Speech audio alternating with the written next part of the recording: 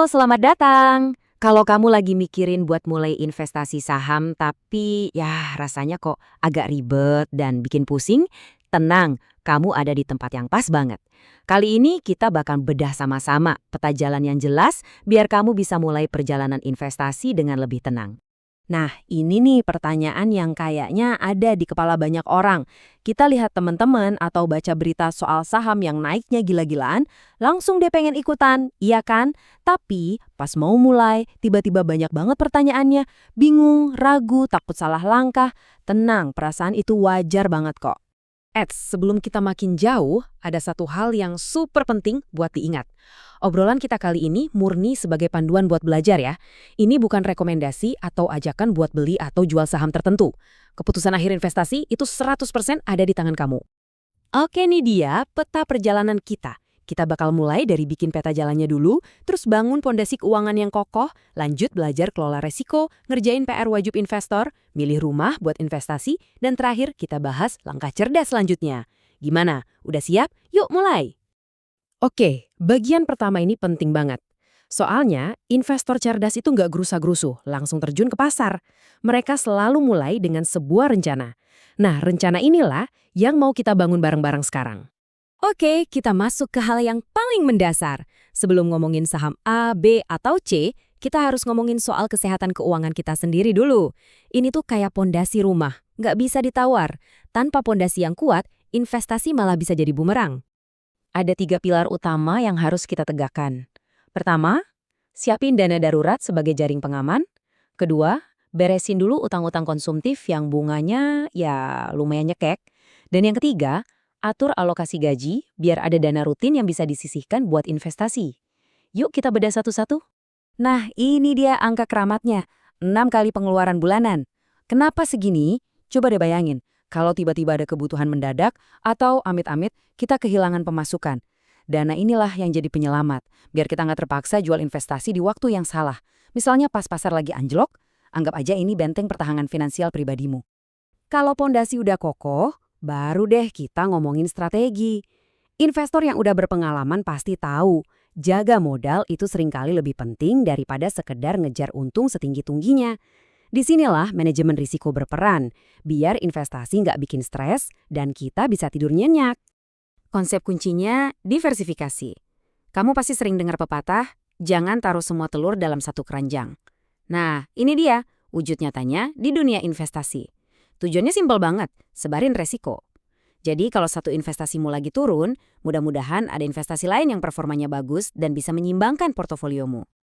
Terus, resiko macam apa sih yang bisa diatasi sama diversifikasi?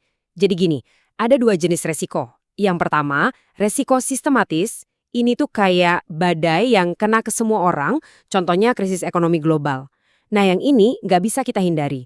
Tapi ada juga resiko tidak sistematis yang spesifik ke satu perusahaan atau industri aja. Nah, resiko yang kedua inilah yang bisa kita minimalisir dengan cara menyebar investasi kita. Oke, pondasi beres, strategi resiko udah kebayang. Sekarang waktunya ngerjain PR. Investor cerdas itu nggak bikin keputusan investasi cuma karena dengar rumor atau ikut-ikutan tren.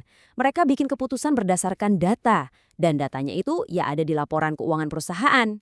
Laporan pertama yang wajib diintip itu laporan laba rugi.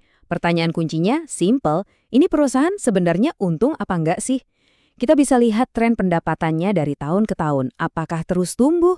Terus cek juga margin labanya, tebel atau tipis. Dan hati-hati kalau biaya operasionalnya kelihatan bengkak banget. Berikutnya kita bedah neraca keuangan.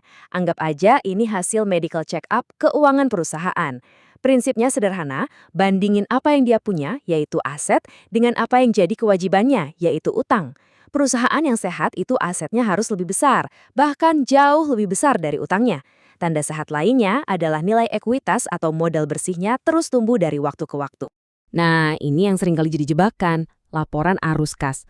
Laba di atas kertas itu memang bagus, tapi pertanyaannya, duit benerannya masuk nggak? Disinilah kita bisa lihat jawabannya. Pastikan arus kas dari kegiatan operasionalnya itu positif, karena ini menunjukkan jantung bisnisnya sehat. Laporan ini juga ngasih tahu kita uang perusahaan itu dipakai buat apa aja, apakah buat investasi pengembangan atau malah kebanyakan buat bayar utang. Kutipan dari Pak Teddy Wisyadi ini ngerangkum semuanya dengan pas banget. Investasi yang berhasil itu bukan soal tebak-tebakan atau hoki. Ini adalah sebuah proses yang butuh informasi dan analisis yang cermat. Intinya, ini soal membuat keputusan yang cerdas, bukan untung-untungan. Sip, kita udah tahu apa yang perlu dianalisis. Sekarang pertanyaannya, kita mau transaksi di mana? Kita kan nggak bisa langsung datang ke bursa saham dan beli lembaran saham. Kita butuh perantara. Nah, disitulah peran perusahaan sekuritas. Anggap aja ini rumah atau platform untuk kita berinvestasi. Jadi, gampangnya, perusahaan sekuritas itu adalah broker resmi yang udah dapat izin dari Otoritas Jasa Keuangan atau OJK. Dan ini penting banget. Pastikan, dan ini wajib ya, kamu hanya menggunakan sekuritas yang terdaftar dan diawasi oleh OJK. Ini adalah lapisan keamanan pertamamu sebagai seorang investor. Coba kita lihat data ini, menarik banget kalau dilihat dari seberapa sering transaksi terjadi, kita bisa lihat ada pergeseran. Platform digital kelihatan memimpin. Ini nunjukin sebuah tren kalau kemudahan akses dan fitur-fitur modern dari platform digital itu lagi naik daun banget di kalangan investor retail. Bahkan bisa bersaing ketat dengan nama-nama besar yang sudah lama ada. Oke, kita udah jalan cukup jauh nih. Kita udah bahas dari pondasi sampai strategi. Sekarang, yuk kita rangkum semua jadi satu peta jalan final yang bisa langsung kamu pakai. Jadi, ini dia rangkumannya. Pertama, beresin dulu keuangan pribadimu, itu harga mati. Kedua, selalu ingat buat kelola resiko, terutama lewat diversifikasi. Ketiga, jadilah investor yang cerdas, bukan spekulan, dengan rajin ngerjain PR-mu sendiri. Keempat, pilih rumah investasi yang aman dan terpercaya, yang diawasi OJK.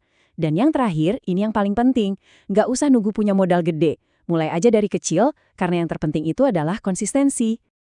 Perjalanan ribuan kilometer itu selalu dimulai dari satu langkah pertama kan? Nah, setelah kita lihat semua peta jalan ini, coba deh kamu pikirin, apa satu langkah paling kecil, paling gampang, yang bisa kamu lakuin minggu ini? Mungkin mulai ngitung berapa dana darurat yang kamu butuhin, atau iseng-iseng baca laporan keuangan dari perusahaan yang produknya kamu suka. Apapun itu yang penting, ambil langkah pertama itu.